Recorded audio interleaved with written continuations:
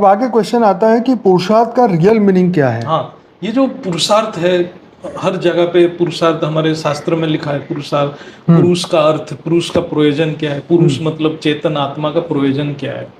शरीर का प्रयोजन तो सबको पता है, लेकिन पुरुष का प्रयोजन क्या है? पुरुष का स्वभाव ही है नित्य मुक्त, उसका स्वभाव है।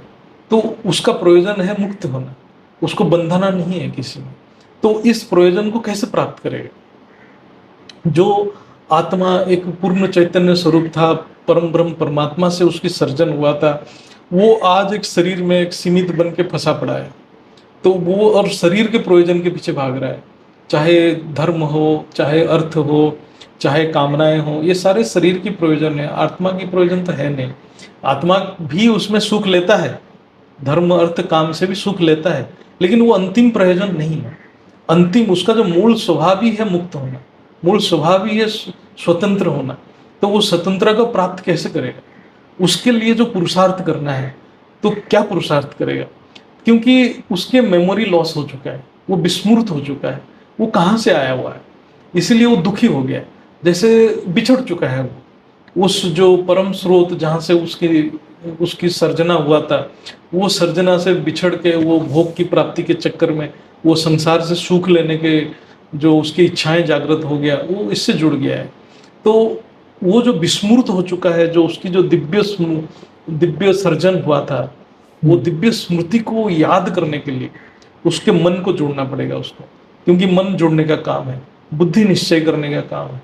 तो बुद्धि से ज्ञान जब आ जाएगा कि नहीं, मैं वो परम परम परम सृष्टि का अंश हूँ, वो परम मूल पुरुष का अंश हूँ, जब बुद्धि ये निश्चय कर लेगा, तो मन बार बार वो संकल्प करने के लिए मजबूर हो जाएगा, मन बार बार वो संकल्प करेगा, मन को प्रेरणा मिलेगा कि मैं वही हूँ, मैं वही हूँ।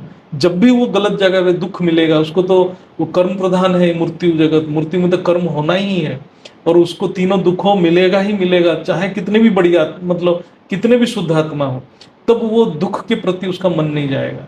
उसके कितने भी दुख में वो एक ही संकल्प करेगा, नहीं मैं तो उन्हीं का हूँ, उन्हीं का अंश हूँ। तो ये जो संकल्प के द्वारा मन को स्मृति में जोड़ेगा, जो विस्मृत हो गया है, वो जो उसके जो अंदर पड़ा हुआ है स्मृति, जो दिव्य स्मृतियां पड़ा है, महतत्व में परम तत्व में जो स्मृतियां पड़ा है, उसको जागृत करने की बार बार प्रयास करेगा, बार बार ज्ञान सुनेगा, बार बार वो अभ्यास करेगा, उस संकल्प पे फोकस करेगा। तो कभी ना कभी धीरे धीरे अभ्यास से परमात्मा की कृपा होगा, धीरे धीरे परमात्मा भी कृपा करते हैं, जब प्रयास करते हैं तो जागृत हो जाता है। ये पुरुषार्थ है, ज्ञान के अभ्यास और योग के द्वारा स्मृति को जागृत करना।